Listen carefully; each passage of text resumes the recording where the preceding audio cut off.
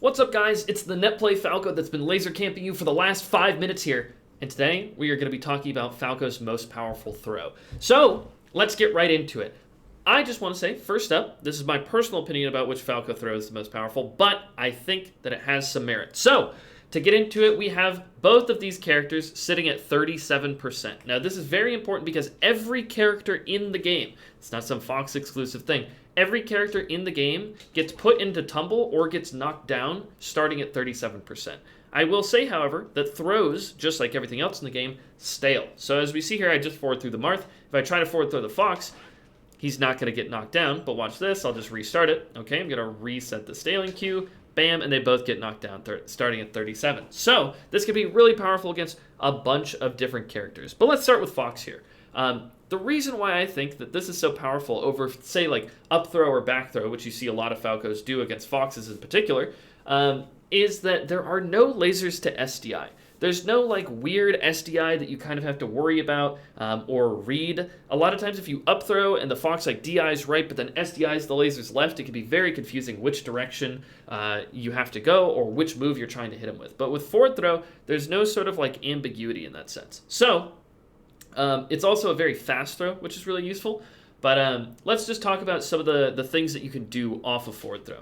Fox is a character, and some characters are like this, some characters are not, where he is required to get knocked down by the forward throw. He has no shot of jumping out, no shot at all. He has to get thrown down into the tech animation here. So let's keep in mind that, I'm not controlling the Fox here. It would be kind of complicated for me to go through all of them and then go through all the options. But just imagine, this is a knockdown situation, right? He can tech in place, he can miss tech, he can tech roll to the right, and he can tech roll in.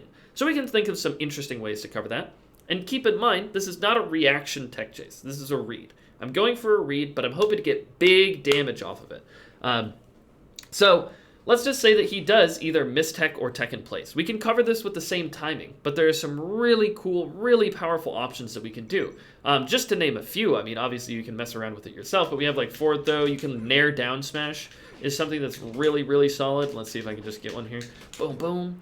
You can do down air shine, maybe get another down air afterwards. You can down air up tilt potentially, also get a combo off of that. At slightly higher percents, I like doing down air turnaround up tilt. I think it's really, really powerful to get big combos. You can also just read their tech in place or miss tech with just wave dash forward down smash. Say this Fox is at a slightly higher percent and down smash is just going to kill him if he ends up teching in place. Well, he's just a goner, right? And if he's teched in place, he is almost definitely locked out of his tech. So he's required to either get bounced up by the down air or pushed off the stage by the down smash.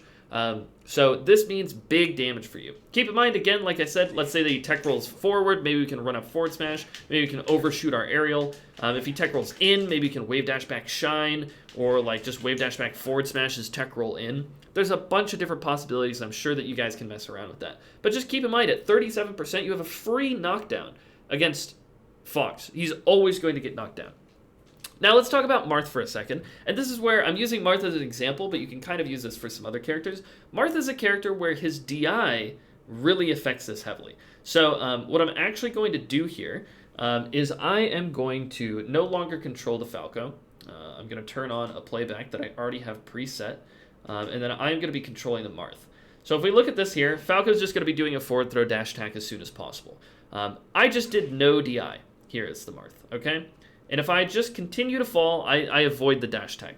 True. But I am required to get knocked down. Now, I'll explain why I have the Falco doing the dash tag in a second. But keep in mind, Marth on no DI means knockdown. Right? I can't jump out of this. I'll try. I'm going to get really low to the ground here. And I'm going to try to jump out. Nothing. Absolutely nothing. I know I don't have my input display working, but I promise you, it's in the last 2 frames of me getting knocked down. I could not do it. I have to tech. So again, it's just like the Fox. You can go for a tech chase read. Big late down air, big nair. I can show some combos in just a second. But keep in mind, let's showcase this. If I DI away, I'm going to be just going kind of slowly here. If I DI away, I also cannot jump up. So if I DI away, if I no DI, because maybe I'm no DIing so I get hit by the lasers of up throw, or maybe I'm DIing away to get not hit by the lasers from up throw, or maybe I'm trying to DI back throw in a certain way, well, I'm going to get required to not get knocked down by the forward throw. And that's huge because now Falco can go for big damage. What I will say, let me just get this really quickly. If I DI up and in, let's look at me DIing up and in right now. Actually, I don't want to show up and in. There isn't necessarily anything good that I can show because I have him doing the dash attack. But here is like the coverage, right? So if he's DIing away or no DI, then you can actually just, go for the tech chase read just like you do against Fox. But if he's DIing up and in, watch this for a second. It should be pretty obvious because I already had him doing the dash attack. But I'm DIing up and in, and I'm going to try to jump out of this combo. Dash attack is coming out now. I'm attempting to jump, but it's just true combos. Starting at 37% here, he's going into tumble. I'm just doing forward throw into dash attack. This true combos if I DI'd up and in. So there are a lot of times where let's say that you're holding Marth a slightly closer to the edge of the stage, right? And he's incentivized to DI in. Well, maybe you can get a forward throw, dash attack, full jump down air. Maybe you catch his double jump or something like that. He just dies, right? And keep in mind, so that's if you do up and in. But watch this. This is actually kind of interesting, I think. So I'm going to DI the forward throw just regularly in. Just completely in. No up, no down. The interesting thing is I can double jump. You see, my double jump ring actually came out there before the Falco connected with me. But I can't forward air. I can't double jump air dodge out of the way. I can't do anything. So if I full DI in, I have the potential to double jump, but I can't actually do anything about it. So a lot of times Marth are going to try to double jump out of this, and then they're going to burn their double jump. You hit them with the dash attack, and then they're just, combo food. Do a turnaround up tilt here. You can do whatever you want. Jump shine, I don't even know. But so that's if I DI full in. Again, I'm just going to show that here. I'm going to try to jump out in real time. Again, I just can't do anything. There is, I will describe this for the Marth players, you're welcome. There is one small thing that you can do to get out of this setup. So if you DI full in, you can't get out of the DI up and in setup because the dash attack just true combos. But if I DI the throw in, but then start to hold away, I actually exit hit stun because I was able to double jump earlier. I exit hit stun, right? And I actually get some control of my aerial drift here. And so I actually barely get out of the way of Falco's foot, and I'm able to tech. So if I tried to double jump, I would probably still collide with the dash attack there. But I'm able to actually get out of the way if I'm able to hold out at the very end. This is a very niche thing. If I didn't say it, the Marths would probably have never figured that one out. Maybe they would. I don't know. Maybe there's some Marth lab monster out there. But anyway, this is just to showcase the power. They DI up and in, or they DI in. You potentially get a combo with dash attack, or you keep them close. Maybe you go for a short hop nair, reading a jump or something like that. And if they either no DI or DI away, then you get a tech chase read. You get your big down air or whatever. So let me just show this really quickly. I'm just going to come back and control the Falco. So something that you could do, for example, is like forward throw into nair forward smash. Nair forward smash is one of my favorite combos at like these mid percents. Boom, right? Like you just send them off stage. It's devastating, right? Let's say you teched in place or missed his tech right there. You can also do down air, turn around, up tilt.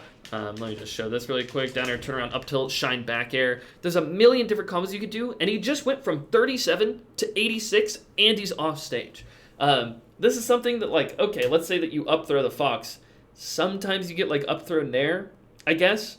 A lot of times with good players in SDI, that's not even going to be happening. So I honestly think that forward throw needs to be explored a lot more. I think getting these tech chase reads can go a really long way. If you essentially watch any high-level setup bind and you see me grab somebody above 37%, I'm doing a forward throw and I'm likely getting some kind of big damage off of it.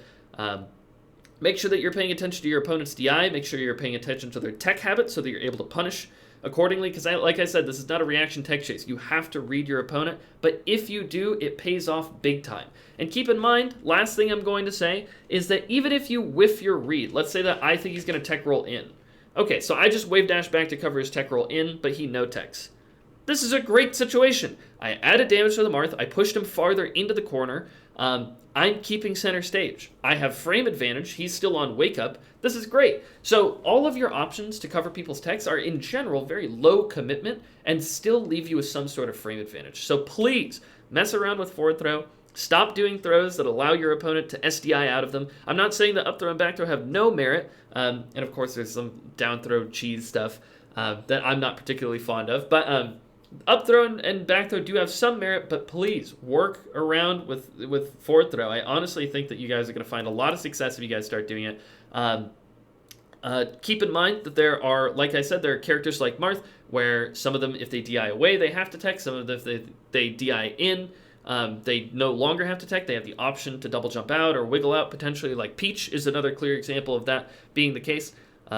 So hey, let me know how this goes for you guys. I'm honestly curious. Please leave me a comment and tell me if you've been working with the forward throw and tell me if it's working, not working, if you guys have questions about it. But thank you guys for watching, and I'll catch you next time, all right? See ya.